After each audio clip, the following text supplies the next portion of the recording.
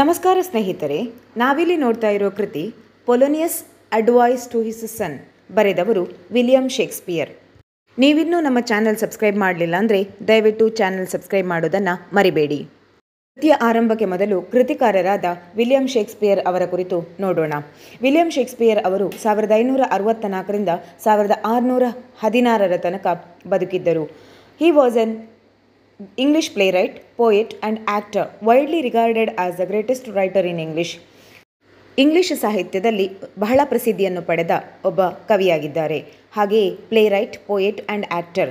ಅವರು ನಾಟಕಕಾರರು ಹೌದು, ನಟರೂ ಹೌದು, ಹಾಗೆ ಶ್ರೇಷ್ಠ ಕವಿಯೂ ಹೌದು. He is referred as England's national poet and the bard of ಅವನ್.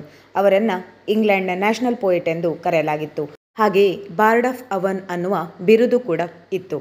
ಹಿ wrote 38 plays, many poems and essays. ಅವರೊಟ್ಟಾಗಿ 38 ಪ್ಲೇಗಳನ್ನು ಅಂದರೆ ನಾಟಕಗಳನ್ನು ಬರೆದಿದ್ದಾರೆ, ಹಾಗೂ ಒಂದಷ್ಟು ಪದ್ಯಗಳನ್ನು ಮತ್ತು ಪ್ರಬಂಧಗಳನ್ನು ಕೂಡ ಬರೆದಿದ್ದಾರೆ.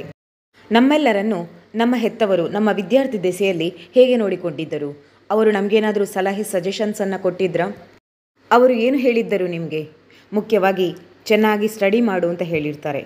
ಅದರೊಂದಿಗೆ ಒಳ್ಳೆಯ ಗೆಳೆಯರನ್ನು ಸಂಪಾದಿಸು ಎಂದು ಕೂಡ ಹೇಳಿರುತ್ತಾರೆ. ಯಾರೊಂದಿಗೂ ಜಗಳ ಮಾಡಬೇಡ, ಹಾಗೆ ಸಮಯವನ್ನು ವ್ಯರ್ಥ ಮಾಡಬೇಡ. ಈ ರೀತಿಯಾಗಿ ಆ ಲಿಸ್ಟ್ ಉದ್ದಕ್ಕೆ ಹೋಗ್ತಾ ಇರ್ತದೆ. ಹಾಗೆ ಎಲ್ಲಿಯಾದರೂ ನಾವು ವಸತಿ ಶಾಲೆಯಲ್ಲಿ ಅಂದರೆ ಹಾಸ್ಟೆಲಲ್ಲಿ ಸ್ಟೇ ಮಾಡೋ ಸಂದರ್ಭಗಳು ಬಂದರೆ ಆ ಲಿಸ್ಟ್ ಇನ್ನಷ್ಟು ಉದ್ದವಾಗ್ತದೆ, ಇನ್ನಷ್ಟು ಎಡಿಷನ್ಗಳು ಆ್ಯಡ್ ಆಗುತ್ತೆ. ಇಲ್ಲಿ ಕವಿತೆಯಲ್ಲಿ ಕೂಡ ಹಾಗೆಯೇ ಪೊಲೋನಿಯಸ್ಸಿಗೆ ಅವನ ಮಗನ ಮೇಲೆ ಒಂದು ರೀತಿಯ ಕನ್ಸರ್ನ್ ಇದೆ. ನಮಗೆ ನಮ್ಮ ಬಗ್ಗೆ ನಮ್ಮ ಪೋಷಕರಿಗೆ ಯಾವ ಭಾವನೆ ಇತ್ತು ಹಾಗೆಯೇ ಪೊಲೋನಿಯಸ್ ತನ್ನ ಮಗ ತನ್ನ ಸಜೆಷನನ್ನು ತಗೊಳ್ತಾನೆ ಎನ್ನುವ ದೃಢ ವಿಶ್ವಾಸದಲ್ಲಿದ್ದ. About the poem. The present poem is taken from Shakespeare's famous tragedy Hamlet. Shakespeare ಅವರ ಪ್ರಸಿದ್ಧ ದುರಂತ ನಾಟಕ ಹ್ಯಾಮ್ಲೆಟಿಂದ ಈ ಪ್ರೆಸೆಂಟ್ ಪೋಯಮ್ ಅನ್ನು ತಗೊಳ್ಳಲಾಗಿದೆ. Polonius is a chief councillor of the king Claudius. ಇಲ್ಲಿ ಪೊಲೋನಿಯಸ್ ಕಿಂಗ್ ಕ್ಲೇಡಿಯಸ್ನ ಚೀಫ್ ಕೌನ್ಸಿಲರ್ ಆಗಿ ಕಾರ್ಯನಿರ್ವಹಿಸುತ್ತಿದ್ದಾರೆ. When his son Laertes leaves to France to join a university. ಅವನ ಮಗ ಲೆರಿಟಿಯಸ್ ಫ್ರಾನ್ಸ್ ಯೂನಿವರ್ಸಿಟಿಯಲ್ಲಿ ಜಾಯ್ನ್ ಆಗಲಿಕ್ಕೆ ಯಾವಾಗ ರೆಡಿ ಆಗ್ತಾ ಇರ್ತಾನೆ, ಆಗ ಈ ಅಡ್ವೈಸನ್ನು ಪೊಲೋನಿಯಸ್ ತನ್ನ ಮಗನಿಗೆ ಕೊಡ್ತಾನೆ. ಅದನ್ನೇ ಪೋಯಮ್ ರೂಪದಲ್ಲಿ ಕವಿ ಬರೆದಿದ್ದಾರೆ. Polonius advises him to be simple, humble and in a dignified manner. ಅವನು ಮಗನನ್ನು ಹೇಗೆ ಎಕ್ಸ್ಪೆಕ್ಟ್ ಮಾಡ್ತಾ ಇದ್ದ ಅಂದರೆ ಅವನು ತುಂಬ ಸಿಂಪಲ್ ಆಗಿರಬೇಕು, ಹಂಬಲ್ ಆಗಿರಬೇಕು, ಹಾಗೆ ಒಳ್ಳೆ ಮ್ಯಾನರಿಸಮ್ ಇರಬೇಕು.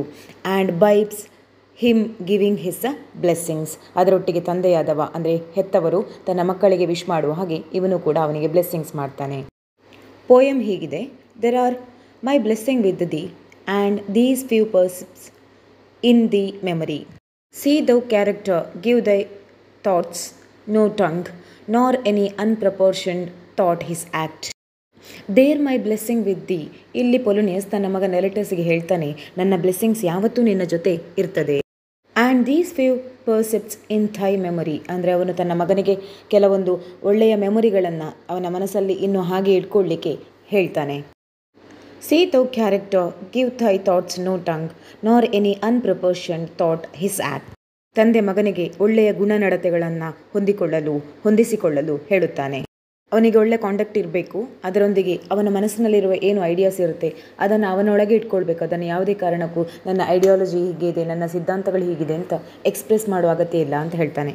ರಿಸ್ಟ್ರೈನ್ ಆಗಿರು, ನೀನು ಕಂಟ್ರೋಲ್ ಮಾಡ್ತಾ ಇರು, ಅಂದರೆ ನಿನ್ನ ಭಾವನೆಗಳ ಮೇಲೆ ನಿನಗೆ ಹಿಡಿತಾ ಇರಲಿ, ನೀನು ರಿಸ್ಟ್ರೈನ್ ಆಗಿರು, ನಿನ್ನ ನಿರ್ಧಾರಗಳ ಮೇಲೆ ನಿಮಗೆ ಹಿಡಿತಾ ಇರಲಿ ಅಂತ ಮಗನಿಗೆ ಬೋಧನೆ ಮಾಡ್ತಾನೆ. ಮುಖ್ಯವಾಗಿ ತನ್ನ ಮಗ ಥಿಂಕಿಂಗ್, ಸ್ಪೀಕಿಂಗ್ ಮತ್ತು ಆ್ಯಕ್ಟಿಂಗ್ ಯೋಚನಾ ಲಹರಿಯಲ್ಲಿ ಅದನ್ನು ಅಡ್ರೆಸ್ ಮಾಡುವ ರೀತಿಯಲ್ಲಿ ಮತ್ತು ನಟಿಸುವ ರೀತಿಯಲ್ಲಿ ಅಂದರೆ ವರ್ತಿಸುವ ರೀತಿಯಲ್ಲಿ ತನ್ನದೇ ಮನೋಭಾವವನ್ನು ಹೊಂದಿರಬೇಕು. ತಾನೇ ಇನ್ಯಾರನ್ನೂ ಫಾಲೋ ಮಾಡದೆ ಅವನು ಸ್ವಂತಿಕೆಯನ್ನು ಹೊಂದಿರಬೇಕು ಅನ್ನೋದನ್ನು ತಂದೆಯಾದವ ಬಯಸ್ತಾ ಇದ್ದಾನೆ. Be thou familiar but by no means vulgar, those friends thou are hast and their adoption tried. Grapple them to thy soul with hoops of steel, but do not dull thy palm with entertainment of each new hatched, unfledged comrade. Be thou familiar, but by no means vulgar. ಇದರರ್ಥ ತನ್ನ ಮಗ ಎಲ್ಲರೊಂದಿಗೂ ಸ್ನೇಹವನ್ನು ಹೊಂದಿರಬೇಕು, ಆದರೆ ಆ ಸ್ನೇಹಿತರನ್ನು select ಮಾಡುವಾಗ ಒಳ್ಳೆಯ ಡಿಸಿಷನನ್ನು ಮಾಡಬೇಕು, ಒಳ್ಳೆಯ ಸ್ನೇಹಿತರನ್ನೇ ಆಯ್ಕೆ ಮಾಡಿಕೊಳ್ಬೇಕು. Those friends thou hast and their adoption tried, grapple them to thy soul with hoops of steel. ತನ್ನ ಮಗ ತನ್ನ ಫ್ರೆಂಡ್ಶಿಪ್ಪನ್ನು ರಕ್ಷಿಸಿಕೊಳ್ಳಬೇಕು. ಆ ಫ್ರೆಂಡ್ಶಿಪ್ ಹೇಗಿರಬೇಕು ಅಂದರೆ ಇದು ಫೇತ್ಫುಲ್ ಆಗಿರಬೇಕು ಮತ್ತು ಪ್ರೊಟೆಕ್ಟಿವ್ ಆಗಿರಬೇಕು. ಫ್ರೆಂಡ್ಶಿಪ್ ಬಾಂಡ್ ಹೇಗಿರಬೇಕಂದ್ರೆ ತುಂಬ ಸ್ಟ್ರಾಂಗ್ ಆಗಿರಬೇಕು, ಒಂದು ಸ್ಟೀಲ್ನ ರೀತಿಯಲ್ಲಿ. ಆ ಸ್ನೇಹ ಸಂಬಂಧ ಹೇಗಿರಬೇಕು ಅಂದರೆ ಅಲ್ಲಿ ಪ್ರೀತಿಯೂ ಇರಬೇಕು, ಹಾಗೆ ರೆಸ್ಪೆಕ್ಟ್, ಅಫೆಕ್ಷನ್ ಕೂಡ ಇರಬೇಕು. But do not dull thy palm with entertainment of each new hatched unfledged comrade. ಅವನು ಅವನ ಸ್ನೇಹಿತರನ್ನು ಅಟ್ರಾಕ್ಟ್ ಮಾಡಬೇಕು. ಒಂದೇ ಸೋರ್ಸ್ ಅಂದರೆ ಅವನ ಒಳ್ಳೆಯ ಗುಣಲಕ್ಷಣಗಳಿಂದ, ಗುಣನಡತೆಗಳಿಂದ, ಥ್ರೂ ಹಿಸ್ ಗುಡ್ ಕ್ಯಾರೆಕ್ಟರ್. ಸುಮ್ಮನೆ ಅನಗತ್ಯ ವಿಷಯಗಳ ಹತ್ರ ಅಥವಾ ಅನಗತ್ಯ ವಸ್ತುಗಳ ಮೇಲೆ ತುಂಬ ದುಡ್ಡು ಖರ್ಚು ಮಾಡಬಾರ್ದು. ಎಲ್ಲವನ್ನು ಯೋಚನೆ ಮಾಡಿ ವೆಚ್ಚವನ್ನು ಭರಿಸುವಂತಿರಬೇಕು. ಅನ್ನೆಸೆಸರಿ ಆಗಿರುವ ಥಿಂಗ್ಸನ್ನು ಪರ್ಚೇಸ್ ಮಾಡಬಾರ್ದು. ಹಾಗೆ ತನ್ನ ಫ್ರೆಂಡ್ಶಿಪ್ಪನ್ನು ಅಥವಾ ಫ್ರೆಂಡ್ಸನ್ನು ಹಣದ ಮೂಲಕ ಎಂಟರ್ಟೈನ್ ಮಾಡಬಾರ್ದು. Beware of entrance to a quarrel but being in. Be errant that the opposed may beware of thee. Give every man thy ear, but few thee voice. Take each man's sincere, but reserve thy judgment. Beware of entrance to the quarrel, but being in. Be errant that the opposed may beware of thee. ತಂದೆ ತನ್ನ ಮಗನಿಗೆ ಈ ಸಾಲುಗಳಲ್ಲಿ ಫೈಟಿಂದ ದೂರ ಇರು, ಯಾವುದೇ ಕಾರಣಕ್ಕೂ fight ಮಾಡಲಿಕ್ಕೆ ಹೋಗಬೇಡ ಅಂತ ಹೇಳ್ತಾರೆ. ಫೈಟ್ ಮತ್ತು ಆರ್ಗ್ಯುಮೆಂಟ್ ಎರಡೂ ಕಾರಣದಿಂದ ದೂರ ಇರು. ಫೈಟ್ ಅಥವಾ ಆರ್ಗ್ಯುಮೆಂಟನ್ನು ಅವಾಯ್ಡ್ ಮಾಡಲಿಕ್ಕೆ ಸಾಧ್ಯವೇ ಇಲ್ಲದ ಸಂದರ್ಭಗಳು ಬಂದರೆ ತುಂಬ ಸ್ಟ್ರಾಂಗ್ ಆಗಿರಬೇಕು, ತುಂಬ ಬೋಲ್ಡ್ ಆಗಿರಬೇಕು. ಅದು ಆ ಸ್ಟ್ರಾಂಗ್ನೆಸ್ ಅಥವಾ ಬೋಲ್ಡ್ನೆಸ್ ಹೇಗಿರಬೇಕು ಅಂದರೆ ಫ್ರೆಂಡ್ ಇರುವ ವ್ಯಕ್ತಿಗೆ ಇವನಲ್ಲಿ ಮಾತಾಡಲಿಕ್ಕೆ ಅಥವಾ ಜಗಳ ಮಾಡಲಿಕ್ಕೆ ಅಥವಾ ಮುಂದೊಂದು ದಿವಸ ಆರ್ಗ್ಯುಮೆಂಟ್ ಮಾಡಲಿಕ್ಕೂ ಭಯ ಆಗಬೇಕು. ಅಷ್ಟು ಸ್ಟ್ರಾಂಗಾಗಿ ಬಿಹೇವ್ ಮಾಡಬೇಕು ಅಂತ ತಂದೆ ಮಗನಿಗೆ ಹೇಳ್ತಾರೆ. Give every man thy ear but few the voice. ಎಲ್ಲರ ಮಾತುಗಳನ್ನು ತಾಳ್ಮೆಯಿಂದ ಕೇಳು, ಆದರೆ ತುಂಬ ಕಡಿಮೆ ಮಾತನಾಡು. Take each man censure but reserve thy judgement. ಅವನು ಪ್ರತಿಯೊಬ್ಬರ ಸಜೆಷನನ್ನು ತಗೊಳ್ಬೇಕು, ಹಾಗೆ ಕ್ರಿಟಿಸಿಸಮ್ ಅಂದರೆ ಟೀಕೆಗಳನ್ನು ತಗೊಳ್ಬೇಕು. ಡಿಸಿಷನ್ ಅಥವಾ ಜಜ್ಮೆಂಟ್ ಅಂತ ಬಂದಾಗ ಅವನ ತನ್ನ ಸ್ವಂತಿಕೆಯನ್ನೇ ಬಳಸಬೇಕು. Costly thy habit as thy purse can buy but not expressed in fancy, rich not gaudy. For the apparel oft proclaims the man and they in France of the best rank and station are of a most select and generous chief in that. Costly thy habit as thy purse can buy. ತನ್ನ ಮಗನಿಗೆ ಹೇಳ್ತಾನೆ, ನಿನ್ನ ಹ್ಯಾಬಿಟ್ಗಳು ಅಥವಾ ಹವ್ಯಾಸಗಳು ನಿನ್ನ ಸೋರ್ಸಸ್ನ ಮೇಲೆ depend ಆಗಿರಬೇಕು. But not expressed in fancy, rich and not gaudy. For the apparel oft proclaims the man. ತನ್ನ ಮಗ ತುಂಬ ರಿಚ್ ಆಗಿ ಡ್ರೆಸ್ ಮಾಡಬೇಕು, ಆದರೆ ಅದು ಡಿಗ್ನಿಫೈಡ್ ಮ್ಯಾನರ್ ಆಗಿರಬೇಕು. ತಂದೆ ತನ್ನ ಮಗನಿಗೆ ಹೇಳ್ತಾನೆ, ತನ್ನ ಅಪಿಯರೆನ್ಸ್ ಕೂಡ ಮುಖ್ಯ ಪಾತ್ರವನ್ನು ವಹಿಸ್ತದೆ ಒಬ್ಬನ ಪರ್ಸ್ನಾಲಿಟಿಯಲ್ಲಿ, ಒಬ್ಬನ ವ್ಯಕ್ತಿತ್ವದಲ್ಲಿ. And they in France of the best rank and station are of a most select and generous chief in that. France ಅಂದರೆ ಅದು ಕಲ್ಚರ್ ಮತ್ತು ಹಿಸ್ಟ್ರಿಯ ಭೂಮಿಯಾಗಿದೆ, ಲ್ಯಾಂಡ್ ಆಗಿದೆ. ನಮ್ಮ ಡ್ರೆಸ್ಸಿಂಗ್ ಕೂಡ ಅದಕ್ಕೆ ಸಮನಾಗಿರಬೇಕು. ಅದು ಯಾವುದೇ ರೀತಿಯಲ್ಲಿ ಆ ಮಣ್ಣಿನ ಸಂಸ್ಕೃತಿಗೆ, ಘನತೆಗೆ ಧಕ್ಕೆ ತರುವಂತಿರಬಾರ್ದು, ಯಾವುದೇ ರೀತಿಯಲ್ಲಿ ಆಡ್ ಆಗಿ ಕಾಣಬಾರ್ದು. Neither a borrower nor a lender be, for loan oft loses both itself and friend and borrowing dulls the edge of husbandry. ಇಲ್ಲಿ ಅವರು ಹೇಳ್ತಾರೆ, ಯಾವುದೇ ಕಾರಣಕ್ಕೂ ಹಣವನ್ನು ಕೊಡುವುದು ಅಥವಾ ಪಡ್ಕೊಳ್ಳೋದನ್ನು ಮಾಡಬಾರದು. ಈ ಥರ ಹಣ ಕೊಟ್ಟರೆ ಅಥವಾ ತಗೊಂಡ್ರೆ ನಮ್ಮ ರಿಲೇಷನ್ಶಿಪ್ ಅಥವಾ ಫ್ರೆಂಡ್ಶಿಪ್ ಏನಿದೆ ಎಲ್ಲವೂ ತೊಂದರೆಗೀಡಾಗ್ತದೆ, ಅದರಿಂದ ನಷ್ಟ ಆಗ್ತದೆ.